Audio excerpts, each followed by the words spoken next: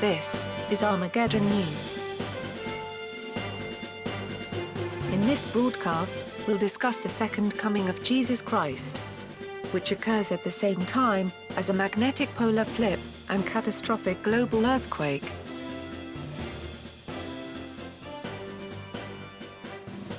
Good day. Not many people know what the Bible states about the second coming of Jesus Christ, and therefore, they are in danger of being deceived. This broadcast will provide you with the knowledge you need, so as not to be fooled by false Christs and false prophets. On the day which Jesus returns, there will be a polar reversal. Isaiah 24:20 says, "The earth will crack and shatter and split open. The earth itself will stagger like a drunk, sway like a hut in a storm. The world is weighed down by its sins. It will collapse and never rise again." Revelation 6:12 says, "There was a violent earthquake, and the sun became black like coarse black cloth.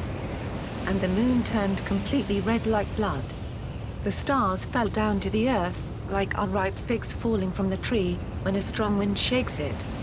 The sky disappeared like a scroll, being rolled up, and every mountain and island was moved from its place."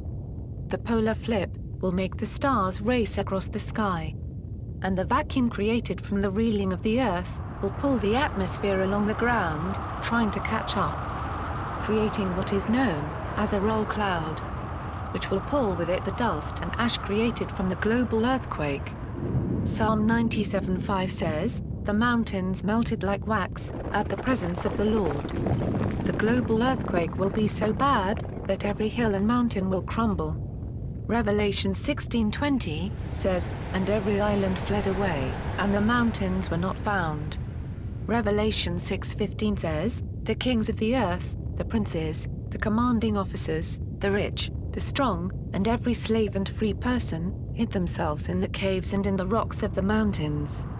They told the mountains and the rocks, 'Fall on us, and hide us from the face of him who sits on the throne, and from the wrath of the Lamb, for the great day of his wrath has come. And who is able to stand?' The global earthquake will seem unending, and no one will be able to stand on that day, as the sky vanishes under a roll cloud and the stars fall from heaven.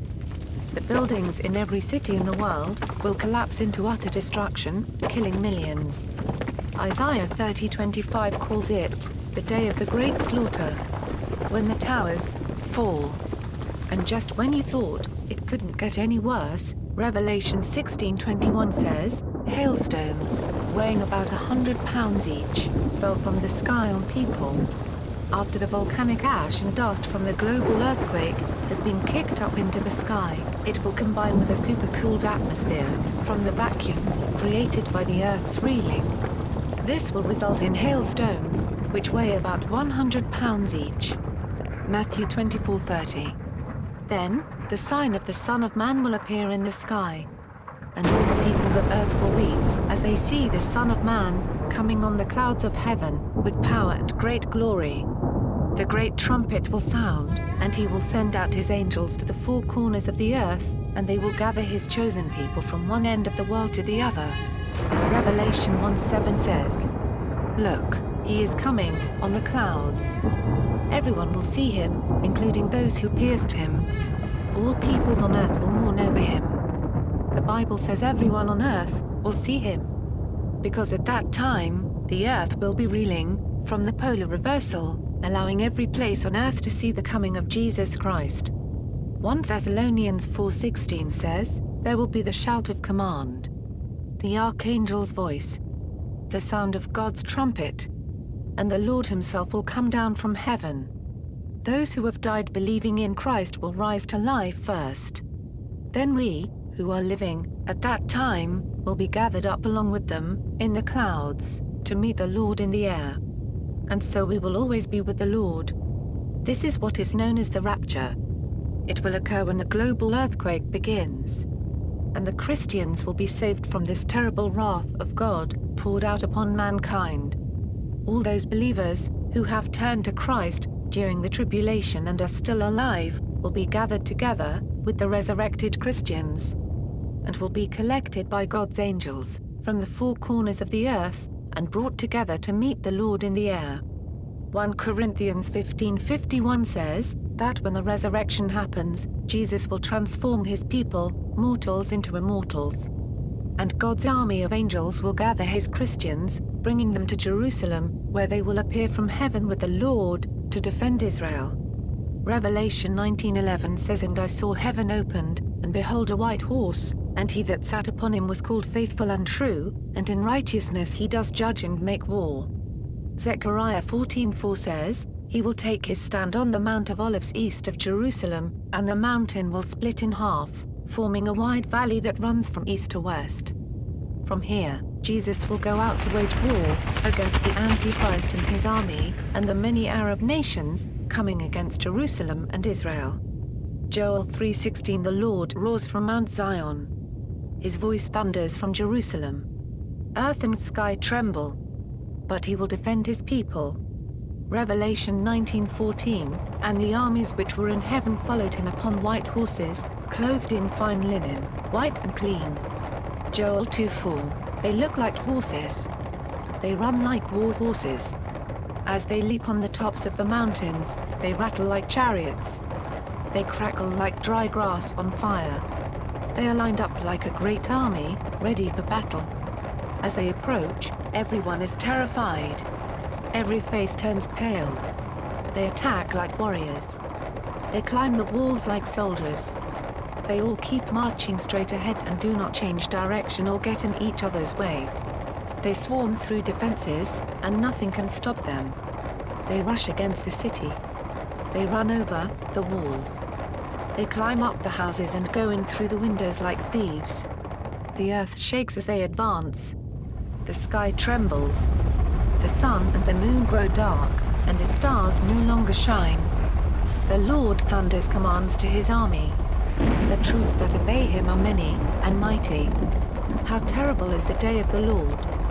Who will survive it? Revelation 19:19, then I saw the beast and the kings of the earth and their armies, gathered to fight against the one who was riding the horse and against his army. The beast was taken prisoner, together with the false prophet who had performed miracles in his presence. It was by those miracles that he had deceived those who had the mark of the beast, and those who had worshipped the image of the beast. The beast and the false prophet were both thrown alive into the lake of fire, that burns with sulfur. This burning place is likely the valley which Jesus creates by splitting the Mount of Olives. And into it will be thrown the Antichrist and his false prophet, who deceived many by his satanic miracles, such as calling fire down from heaven, in the sight of people. It will be by these miracles, which people will be deceived into taking the mark of the Antichrist, on their forehead or right hand, and worshipping the Antichrist and his image. Jesus will go out to wage war against the Arab armies, gathering against Jerusalem and Israel. It will be in the valley of Megiddo, where this much-published Battle of Armageddon will take place, between Jesus Christ and the 10 Arab kings and their armies, which they have assembled together, and are advancing toward Israel to destroy the last remnant of the Jewish people. Revelation 19:12 describes Jesus saying, his eyes were like a flame of fire. Revelation 19:15 says, out of his mouth came a sharp sword, with which he will defeat the nations. He will rule over them with a rod of iron. The sword from his mouth will utterly destroy these Arab armies by a burning fire. Ezekiel 39:6 says, I will start a fire in the land of Magog and along all the sea coasts where people live undisturbed, and everyone will know that I am the Lord. I will make sure that my people Israel know my holy name, and I will not let my name be disgraced anymore. Then the nations will know that I, the Lord, am the holy God of Israel. Revelation 20:1. Then I saw an angel coming down from heaven, holding in his hand the key of the abyss, and a heavy chain. He seized the dragon, that ancient serpent, that is, the devil, or Satan, and chained him up for 1,000 years. The angel threw him into the abyss, locked it, and sealed it, so that he could not deceive the nations anymore, until the 1,000 years were over. After that he must be set loose for a little while. Matthew 25:31 says, when the Son of Man comes as King, and all the angels with him, He will sit on his royal throne, and the people of all the nations will be gathered before him. Then he will divide them into two groups, just as a shepherd separates the sheep from the goats. He will put the righteous people at his right, and the others at his left.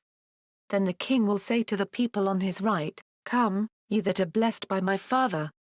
Come and possess the kingdom which has been prepared for you ever since the creation of the world. I was hungry and you fed me, thirsty and you gave me a drink. I was a stranger and you received me in your homes. Naked and you clothed me. I was sick and you took care of me, in prison and you visited me." The righteous will then answer him, "When Lord, did we ever see you hungry and feed you, or thirsty and gave you a drink? When did we ever see you a stranger and welcome you in our homes, or naked and clothe you? When did we ever see you sick or in prison, and visit you?" The king will reply, "I tell you, whenever you did this, for one of the least important of these followers of mine, you did it for me." Then he will say to those on his left, "Away from me, you that are under God's curse. Away to the eternal fire which has been prepared for the devil and his angels. I was hungry but you would not feed me, thirsty but you would not give me a drink. I was a stranger, but you would not welcome me in your homes. Naked but you would not clothe me. I was sick and in prison, but you would not take care of me." Then they will answer him, "When Lord, did we ever see you hungry or thirsty or a stranger or naked or sick or in prison, and we would not help you?" The king will reply, "I tell you, whenever you refuse to help one of these least important ones, you refuse to help me." These, then, will be sent off to eternal punishment, but the righteous will go to eternal life. As you can see from these sayings of Jesus, those non-Christian people left alive will be judged by Jesus by whether or not they helped the Christians in the hour of their great distress. The poor, the needy, the sick, and those Christians being persecuted and imprisoned by the nations because of their belief in Jesus. Those who take care of the Christians will be welcomed into Jesus Christ's kingdom, but those who refuse to help them, or take care of them, will be cast in the lake of fire. Along with those who took the Middle East king's mark of the beast, and worshipped him and his image. And how terrible this judgment will be. For Revelation 14:11 says, "If you worship the beast and the idol, and accept the mark of its name, you will be tortured day and night. The smoke from your torture will go up forever and ever, and you will never be able to rest." Now you have been told exactly how the second coming of Jesus Christ will occur. So let no one fool you into believing that Christ, or the Messiah, has come, even though they perform signs and wonders. For Jesus said, "Many will be led astray by the satanic miracles of the Antichrist and false prophet, who will make their appearance in Jerusalem." Jesus said in Mark 13:6, "For many shall come in my name, saying, I am Christ, and shall deceive many."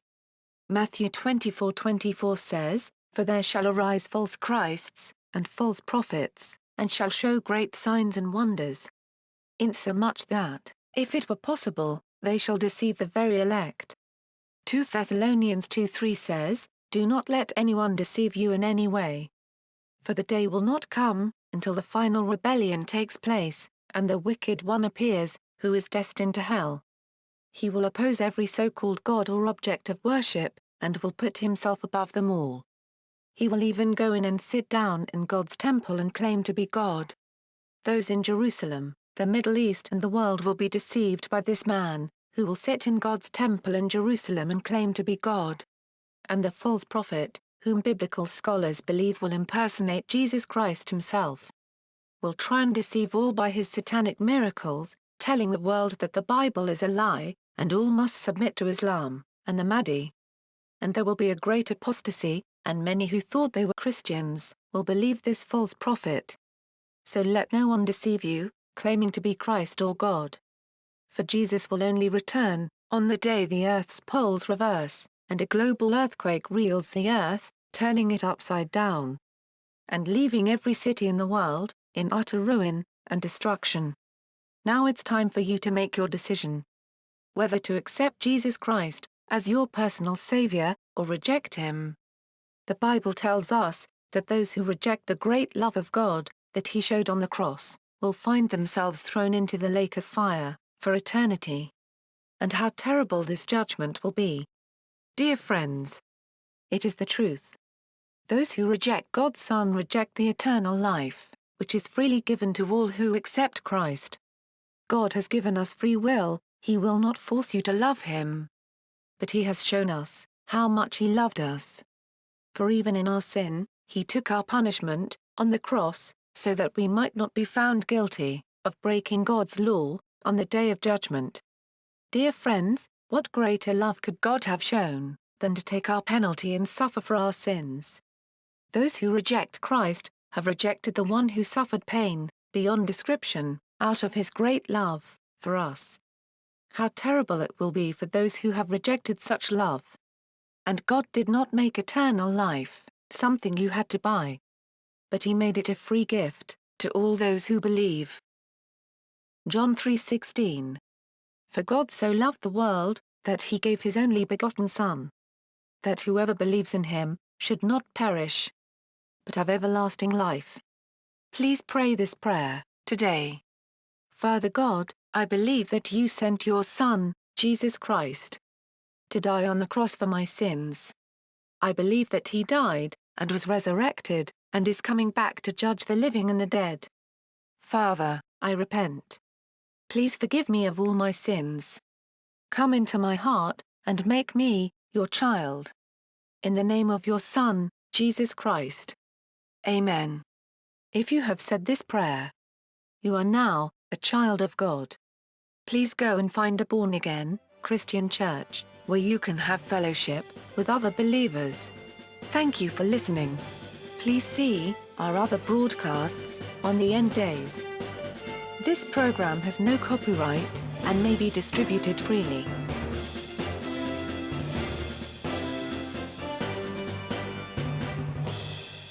The Islamic Antichrist book, by John Preacher, contains astounding insights into the Book of Revelation. And it's available for free, and can be downloaded from the address below. For more books and videos on the Islamic Antichrist, visit Joel Richardson's website, www.joelstrumpet.com.